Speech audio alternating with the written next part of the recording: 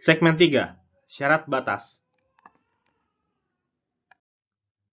Setelah mengetahui bentuk solusi kasar dari fungsi gelombang untuk elektron yang terjebak pada potensial delta Dirac, sekarang kita akan mencari nilai konstanta normalisasi fungsi gelombang beserta energinya. Sekarang kita sudah memiliki bentuk fungsi gelombang untuk partikel dalam potensial Dirac. Bentuknya kurang lebih terlihat seperti pada gambar berikut, ya. Nah, tapi ingat bahwa sumbu Y ini itu adalah fungsi gelombang, ya, fungsi gelombang, bukan energi. Berbeda sama yang gambar yang biru tadi. Ya. Nah, sekarang tugas kita adalah mencari koefisien B dan variabel K. Ini kan kita punya B, F, dan K yang belum diketahui untuk mendapatkan solusi energi dari partikel yang terjebak dalam potensial Dirac ini. Ini bisa kita dapatkan dengan meninjau syarat batas dari fungsi gelombang kita. Ingat bahwa fungsi gelombang kita harus bersifat will behave. Nah, yang pertama, pada X sama dengan 0, ya, fungsi gelombang kita harus kontinu. Artinya apa? Kalau dia kontinu, artinya fungsi gelombang dari kiri dan kanan ketika titik sama dengan 0, dia nilainya harus sama. Ya. Jadi, yang pertama kita lakukan adalah kita masukkan X sama dengan 0 untuk dua fungsi gelombang kita. Ya. Sini masukkan 0, masukkan 0, kita dapat eksponensial pangkat 0, 1, ini juga 1, maka kesimpulannya kita akan punya F sama dengan B. Nah, sehingga fungsi gelombang kita itu bisa kita tuliskan sebagai berikut. Ya. Untuk X kurang dari 0, dia B EKX, lebih besar dari 0, dia E pangkat min KX. Nah, sekarang syarat yang kedua adalah turunannya juga harus kontinu, ya, kecuali di titik di mana potensial bernilai tak hingga.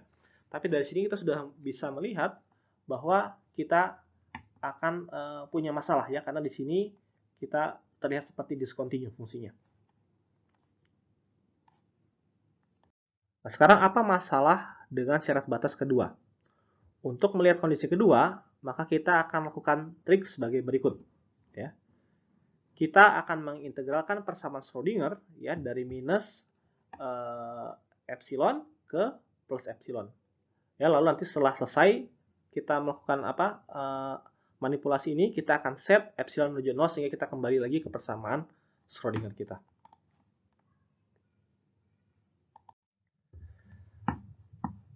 Integral pertama, ya, ini merupakan, ya, ini kan turunan kedua, kita integralkan. Kita akan dapatkan turunan pertama dari besi, ya. Nanti kita tinggal tinjau di dua titik, di titik minus epsilon dan plus epsilon. Sedangkan suku terakhir ini, ya, ini menarik, ini tidak lain adalah luas di bawah kurva dari fungsi gelombang besi. Jadi kalau ini kita punya besi, kita bentuknya seperti ini, ya, fungsi Gaussian ini, maka integral ini, ya, integral ini tidak lain adalah luas di bawah kurva. Yang menarik apa? Kalau kita set epsilon menuju 0, ya, epsilon ini sama menuju 0, artinya apa? Itu lebarnya ini, ya, lebarnya ini menjadi menuju 0, ya. Ingat tadi luas di bawah kurva, kalau epsilonnya sangat-sangat kecil, maka kita hanya meninjau, katakanlah secara kasar, garis yang biru ini, ya. Jadi kita punya sesuatu yang sangat tinggi, ya, karena dia di sini, ya, sesuatu yang tinggi, dikalikan dengan lebar yang sangat kecil, 0, ya. Artinya 0 dikalikan sesuatu, maka nilai ini tidak lain adalah 0, ya. Sehingga ini kita setting menjadi 0, ya. Jadi seperti garis kita kalikan dengan epsilon yang sangat-sangat kecil. Maka bagian paling kanan itu nilainya adalah 0, dan bagian kiri ini adalah turunan pertama ditinjau pada titik minus epsilon sampai plus epsilon. Maka persamaan kita menjadi seperti itu. Nah, sekarang saya mau menyederhanakan persamaan ini, ya. Maka yang saya lakukan adalah saya akan pindahkan suku H bar kuadrat per 2M ke sebelah kanan, ya. Lalu kita bikin suatu simbol yang namanya delta d besi per dx. Ini adalah sebenarnya, ya, turunan dia, kita tinjau pada sebelah kanan dikurangi turunan dia pada epsilon negatif atau dari sebelah kiri, ya, sama dengan 2 per M H bar kuadrat kali kan. Ini adalah persamaan kita.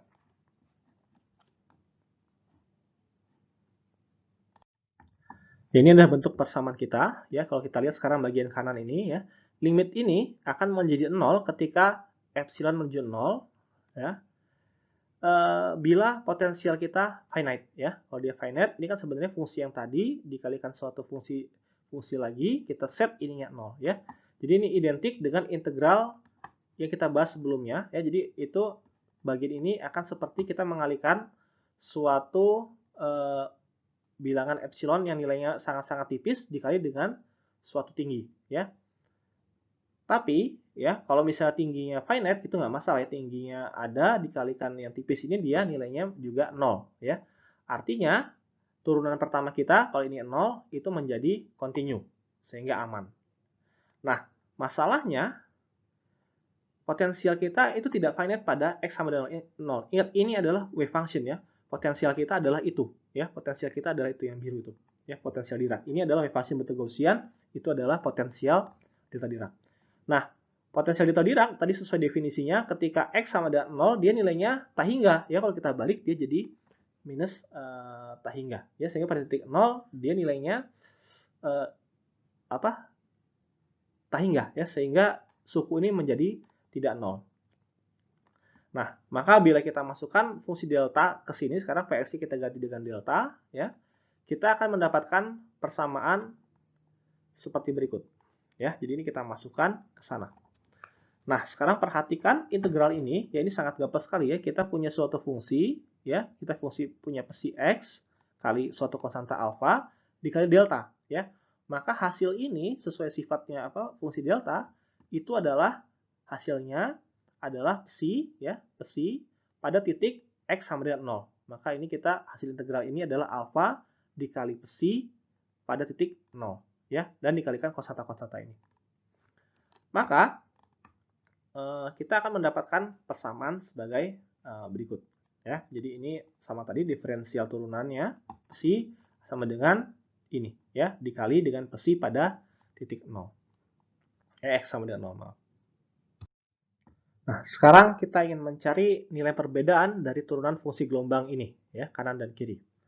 Ingat pada kasus sebelumnya, untuk x kurang dari 0 dan x lebih besar sama dengan 0, kita memiliki fungsi gelombang seperti kotak warna biru ini, ya, ini kurang dari 0, ini lebih besar dari 0. Maka kita masukkan saja, ya, kita perlu turunan pertamanya, maka kita turunkan, ya.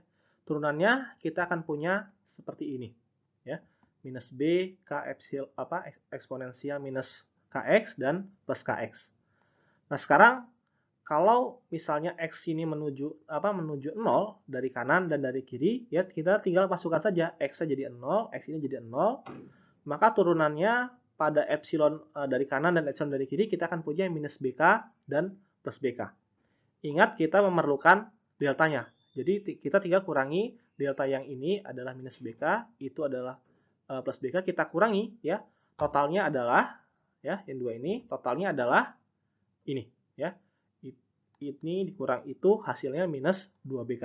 Maka delta d psi per dx itu adalah minus 2bk.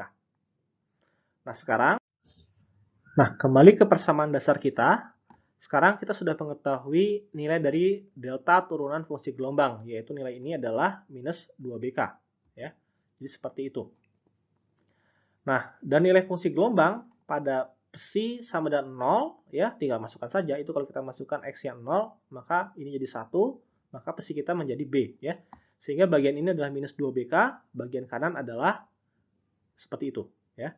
Maka dari sini kita dengan mudah bisa mendapatkan nilai k. K adalah m kali alfa per h bar kuadrat.